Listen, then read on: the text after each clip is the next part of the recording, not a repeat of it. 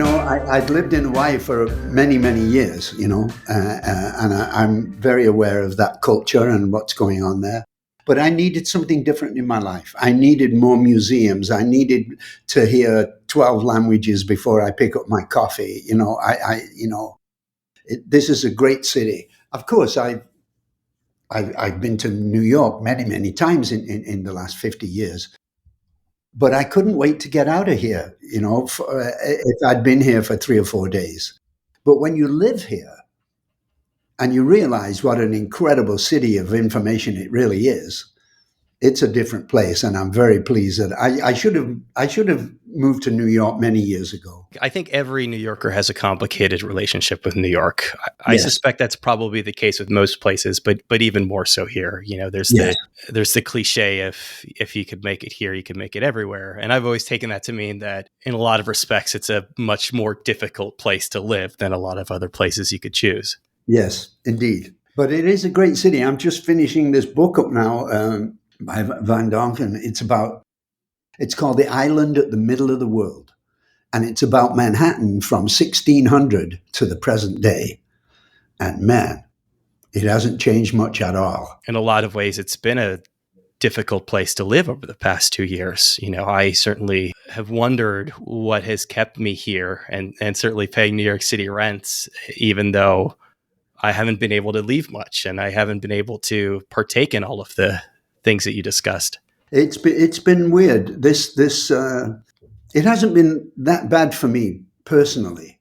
I'm not a party goer. I don't go out to stadiums to watch people throw a ball around. I like to stay at home and work. I'm creating images or creating music or whatever else I'm up to. Yeah, this is a great city. I'm glad I'm here. You used to be a party goer. Correct. Was that a gradual transition for you? I think as one gets older, the transitions become more comfortable. And my life right now, I'm a lucky man to be able to say that my life is very comfortable. I certainly have enough money and things that I could ever have wished for. And I just wake up in the morning and get on with my life, and that's all I've been doing that since I was 18 years old. I mean, how lucky is that to be able to define what you're doing for your life? Because life is really choices, isn't it? It's lucky. It's also a very strange thing. And this is something that strikes me a lot as I talk to musicians who started at a fairly early age, you in your early teens, perhaps even before that. But it is a very strange thing to essentially do the same thing that you've been doing since you were 12 years old. Yeah, and I'm incredibly grateful. I often go back to Manchester, which is the area where I'm basically from, in the north of England. And I see my friends who still don't like their life, still resent their boss, still trying to figure out, why. And I keep coming up with this question: why me? What happened to me that I escaped all that? And it was music. When I first started, singing with Allan Clarke when I was 6 years old in the school choir, I knew that music was magic. And as a matter of fact, I'm just almost completing an album that I'm making with my friend Allan Clarke. He's been my friend for 74 years. I've known him since I was 6 years old, and he's been singing incredibly well, and I'm very grateful to be a musician. The question of why me is not always the healthiest one to ask. You get into a lot of scenarios and you tend to second guess things. But Yes. you said it was music, but obviously a lot of people pursue music, and not everyone makes it. Yeah, and that's the part of being lucky. You are, or at least haven't traditionally been, somebody who seeks things out. It sounds like you feel and I don't know if it's karmic or cosmic, but that things tend to happen to you. Yes. My life happens to me. I didn't plan this life. I just made choices along the way that made my heart and my brain feel good. You know, do I go into the mill or down the mine, which my father did and my grandfather and his father, or do you seek what you really love, which was music and making music, and make that choice. And those are the choices you make in your life that bring you on your path and bring you to being 80 years old, and talking to you. Do you feel that it's been a series of lucky moments? Absolutely. Absolutely. Lucky moments. I wake up in the morning and I get on with my day and I challenge the day to show me something fantastic. Show me something. I've got my camera with me. Come on, world. Show me something. And invariably, it does. So there is a way in which you do have to look for it, right? Or at least you have to be open for it. Yes, that's the point. You look for it, maybe. Be open for it, absolutely. I am really curious what role photography has played, because it is something that predates your music making, and how has that colored your interactions with the world? When my father taught me the magic of photography when I was 10 years old, it changed my life. It was a very simple dark room. He would take a blanket off my bed and put it up against the window to keep the light out. Then he would put this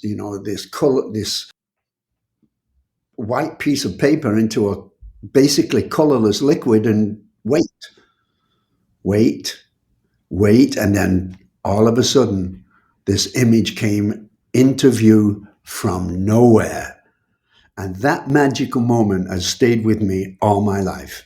Do you feel that the simple act of looking at something through a viewfinder, or at the very least, looking at the world through the eyes of a photographer, changes the way that you interact with your surroundings? Yeah, it does. I try and keep open 360 degrees everywhere I go.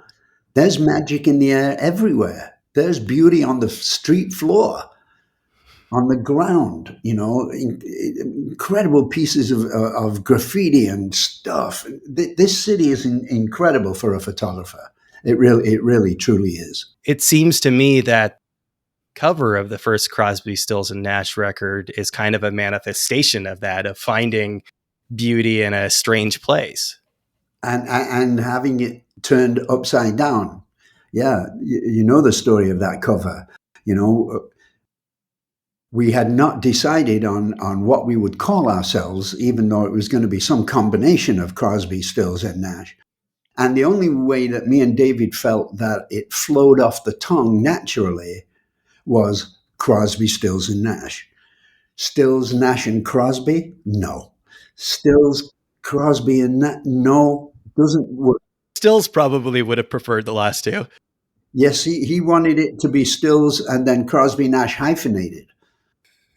But, once again, we were a Democratic bunch, even though there were only three of us, and David and I's decision outweighed Stephen's decision. And we went with Crosby, Stills, and Nash. We had taken the picture on that couch in front of that old house. We were sitting in the wrong order. We decided to go back the next day and reshoot it in the correct order that we had decided to call ourselves. And of course, the house was gone.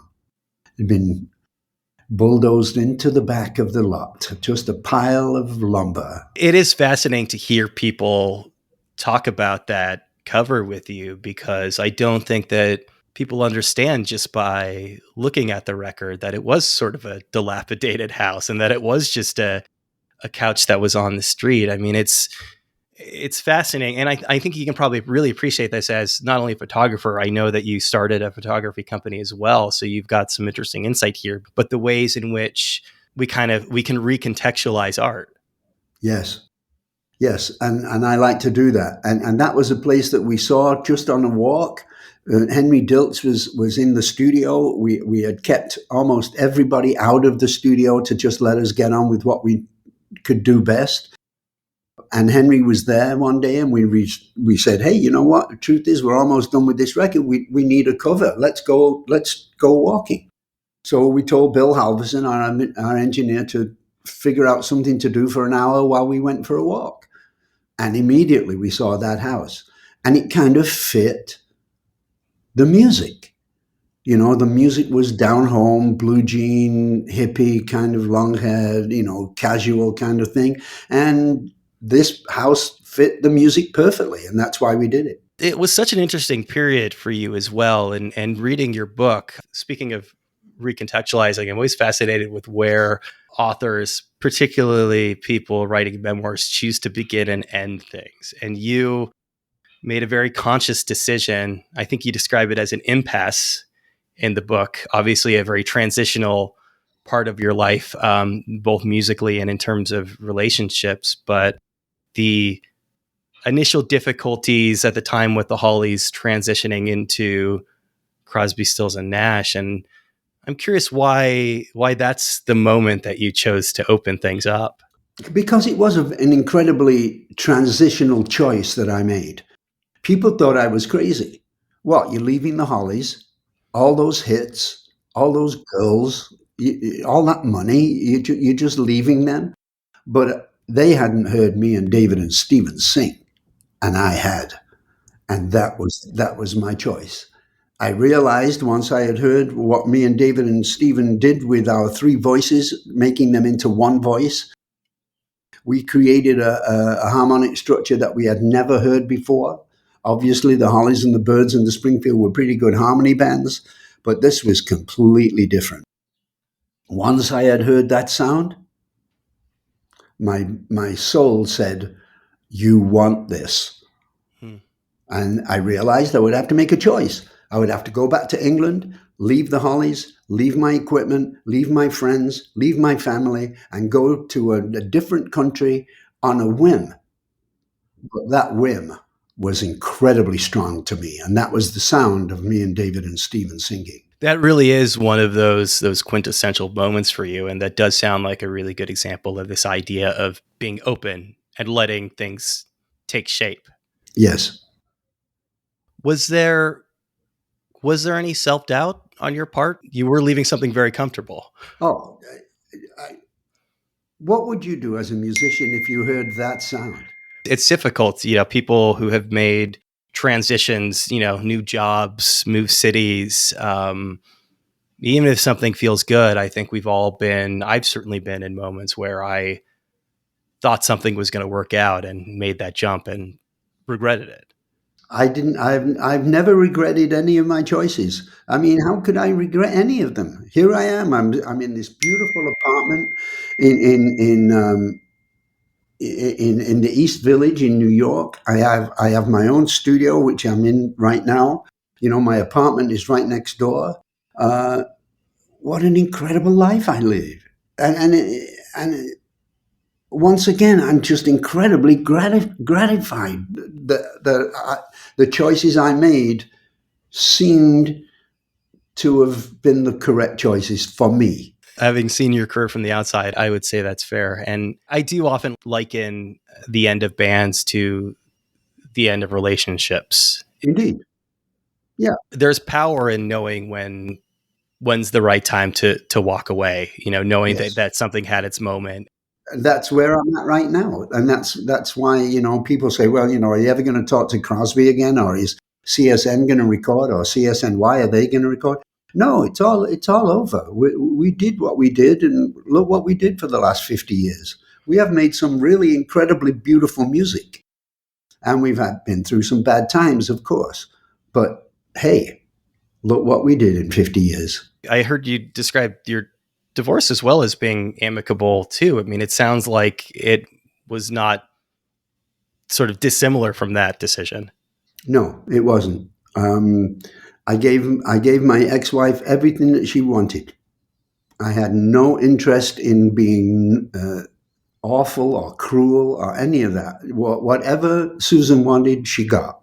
gratitude something that you feel that you've had to work towards in your life? I know obviously there are a lot of other people who have, achieved fame and money playing music, but not all of them seem to be particularly grateful. I've always been grateful.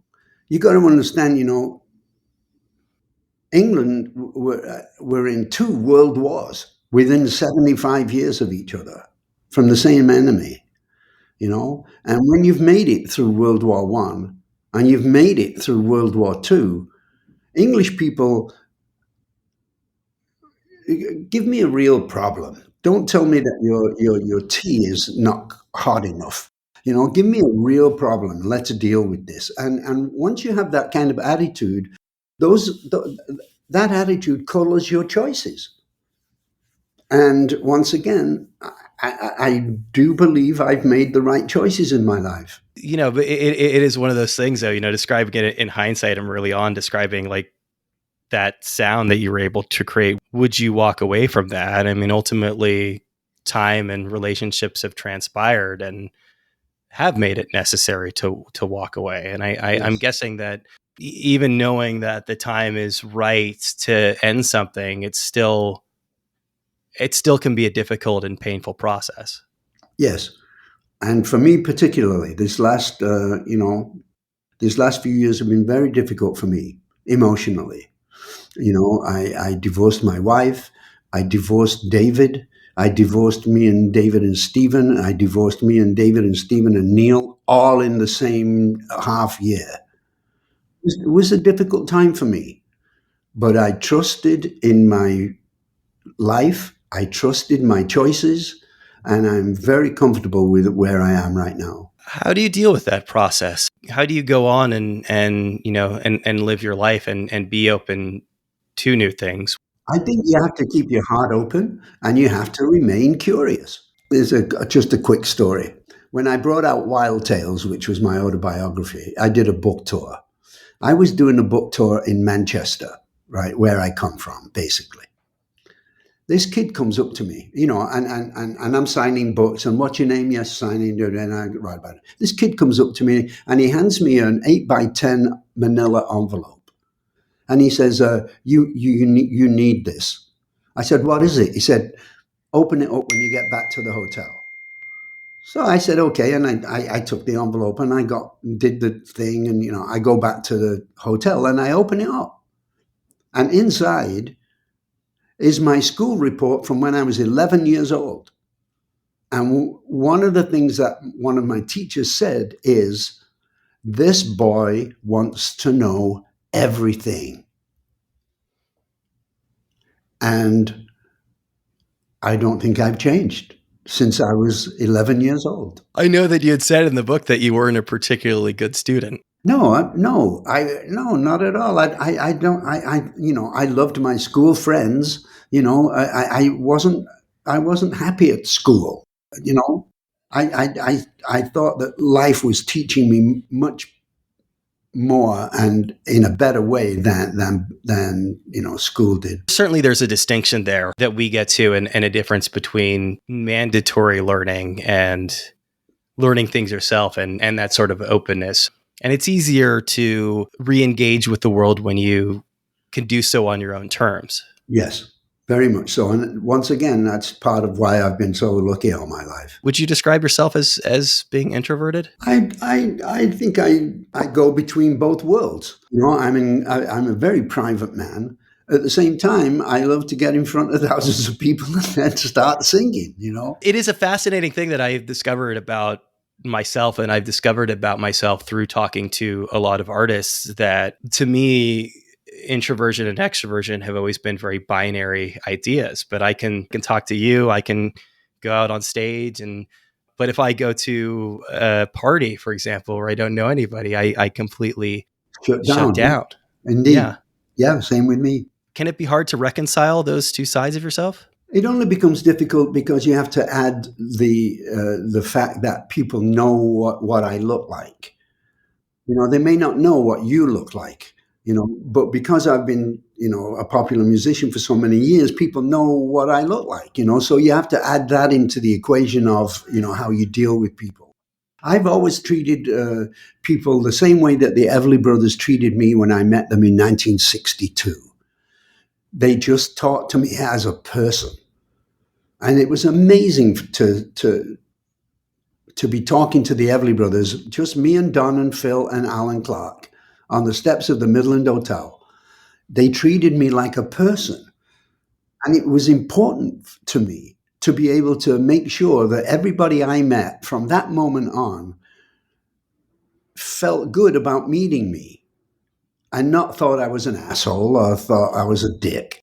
That thought I was a decent person that was interested in them as much as they were interested in me. It becomes so much more difficult to do that when everybody wants to meet you. So you just have to add that factor in. Did that sort of binary, how did that impact you when you made that decision to move to California and were spending time in Laurel Canyon? It sounds like certainly part of that tail end of the 60s, people were very open and very everywhere. It was probably difficult to try to have to engage people all the time on that level. No, we were musicians with music.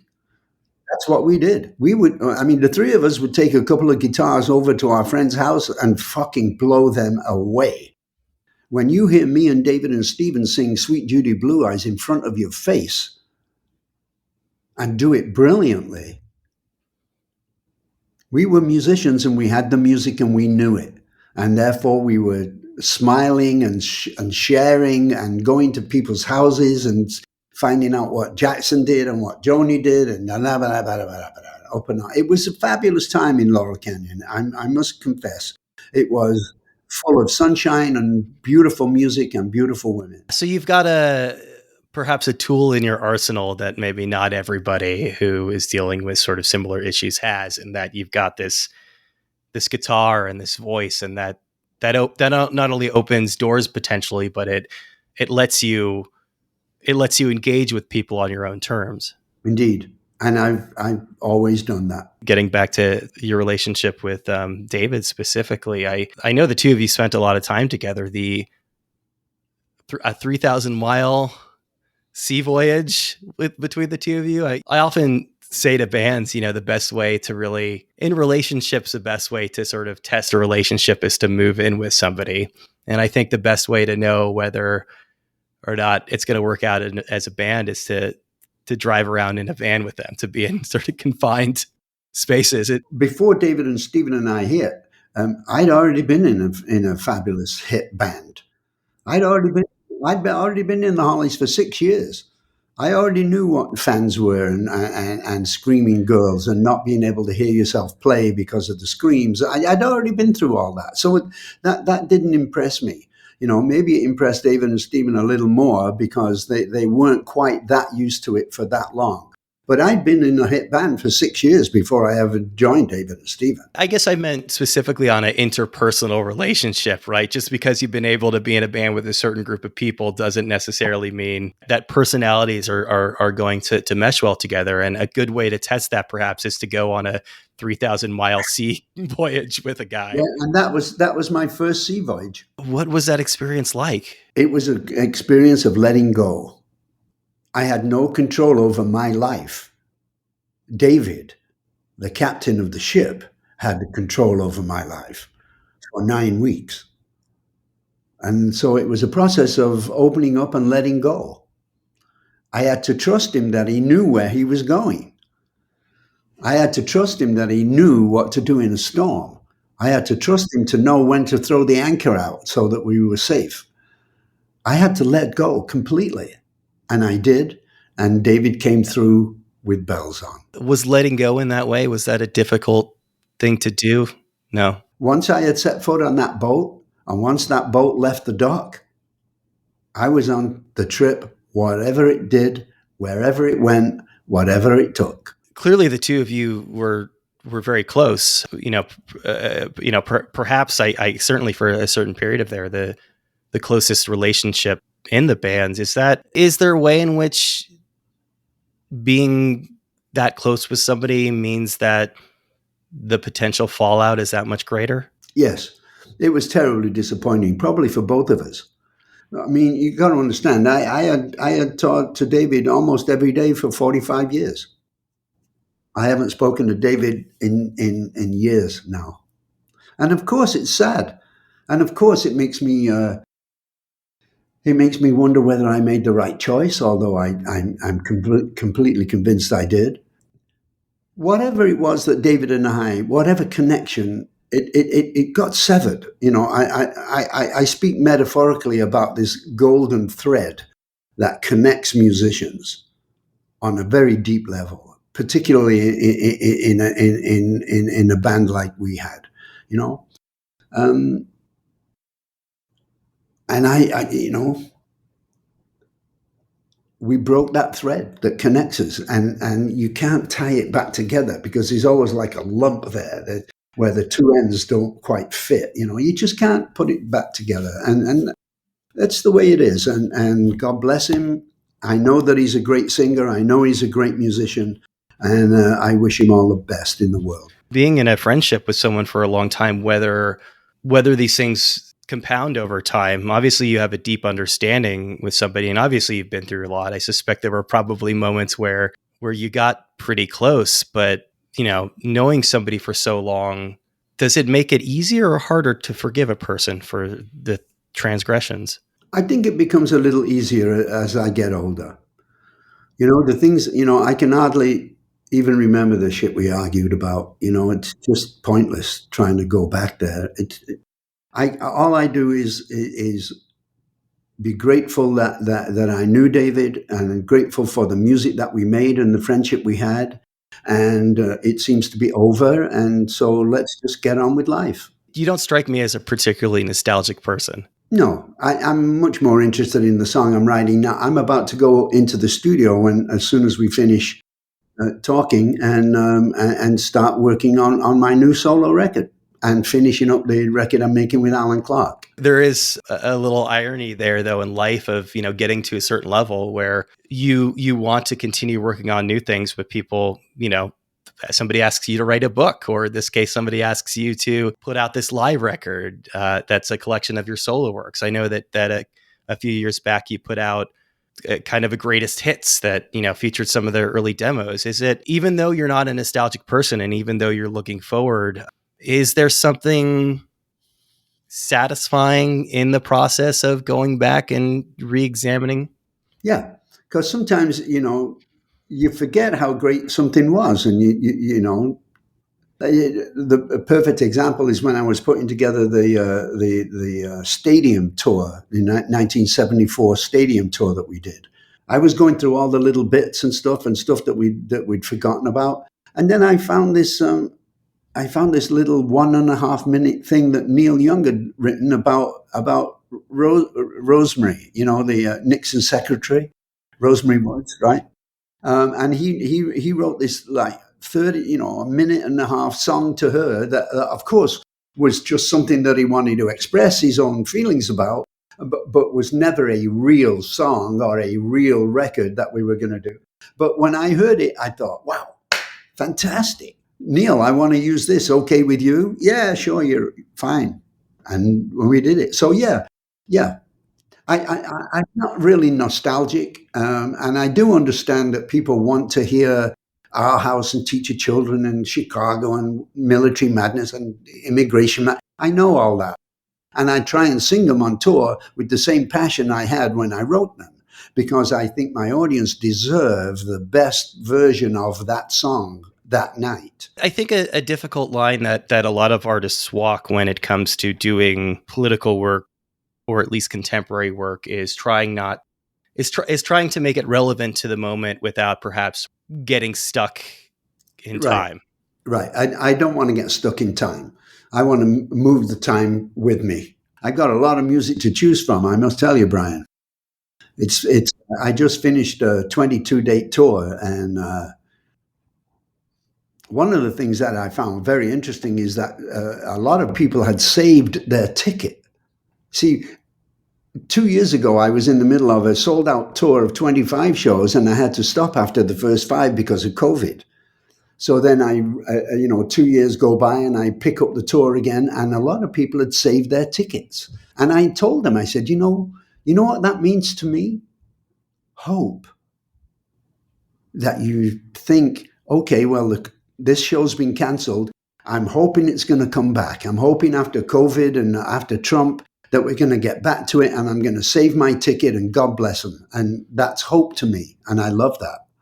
And I told him on the tour too. And I also started my tour very differently this time because of what's going on between Russia and Ukraine. I started my shows with Find the Cost of Freedom, followed by Military Madness, talking about Putin and talking about Zelensky. How mindful are you of this idea of trying to write something that both deals with, in a lot of cases, contemporary politics, Military Madness, you had mentioned, and it opens this new live record, but making sure that it is something that can have a life beyond this current moment?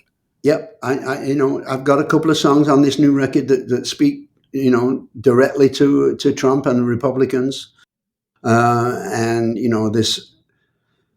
this insane destruction of the truth that I see happening constantly. I don't quite understand it.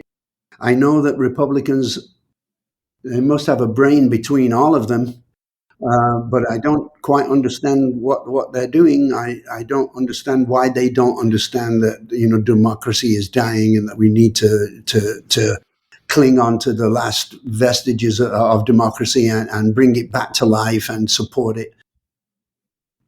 Whereas the Republicans seem to feel that Trump is the right guy and that all his ideas are the way the country should be run. And I'm just totally against it, of course. But I am writing about it because I can't not. Culturally, you were really on the front lines, through Nixon, Kent State, as we mentioned before. Having lived through that, does this current moment feel different? Does it feel worse? I didn't think it could feel worse than Watergate and what was going on culturally there. I didn't think it could be worse. Today, it's far worse than that. What is happening, I seem to feel that I'm witnessing the end of the American empire. There have been many empires, from the Scythians and the Greeks and Alexander the Great and the Russian Empire and the British Empire and they've all failed. Every single one of them. I think I'm watching the American empire fail. It has to be difficult, just in terms of the scope of the moment, to attempt to translate that into song. Yeah, it's difficult, but I've done it. I've done it on two particular songs on this album. One of them called Golden Idol, and the other called Stars and Stripes. So listen out for it. Is it an act of just focusing in a little bit more and finding something to build out on?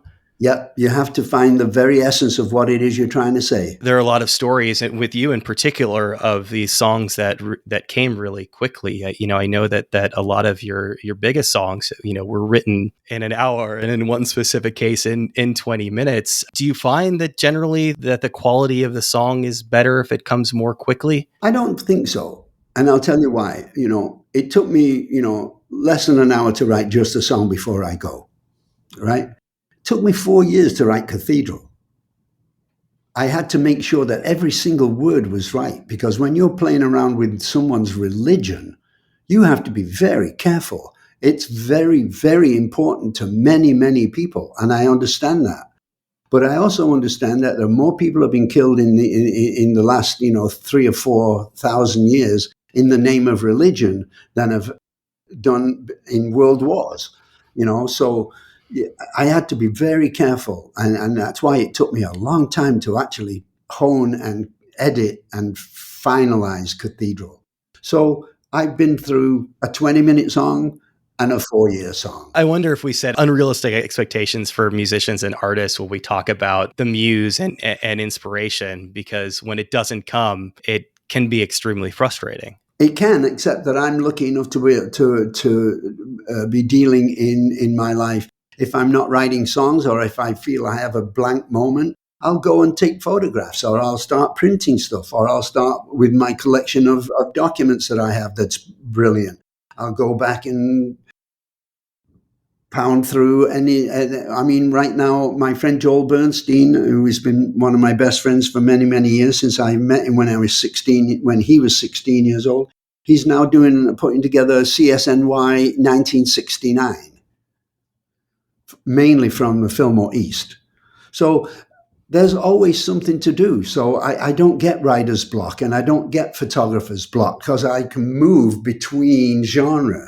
Does songwriting get any easier? No, it doesn't get easier. It gets more complicated in a way because I've always prided myself on writing an incredibly simple song. I don't want to get to the fourth verse before you know what the fuck I'm talking about. I want to get you immediately with the first line of the song. I want to draw you into the journey that I'm preparing for you. I know that you're a big believer of the idea that a good song is something that you should be able to play regardless of instrument. Exactly. You should be able to just sing it. As we said, you've written a lot of political pieces in your time, but have you seen music affect change? Absolutely. More so in the earlier days. In the earlier days, you could talk about Vietnam, you could talk about, women's rights, you could talk about a lot of stuff. But the media learned you can't show all these people, flag draped coffins of people from Afghanistan because they'll start to get upset. You can't, you never saw anything about Grenada. You never saw anything about Panama. You didn't see, they learned, don't piss off the people because they will start to ask questions and that's what you don't want. And they learned. And so it's more difficult to get protest songs on the radio nowadays or on the television because the people that control it all don't want the boat to be rocked. Is there anything that you see now, looking out in the world, whether it's, music or cultural or even political, that gives you hope? Yes, of course. There's some fantastic things happening here. We're trying to put somebody else on the moon. We're trying to put somebody on fucking Mars. There's millions of things that humanity is doing that are fantastically wonderful. And at the same time, people are fucking dying as we're speaking in Ukraine. They're being fucking destroyed by one man's idea. Thousands and thousands of people dying for one man's idea. Terrible.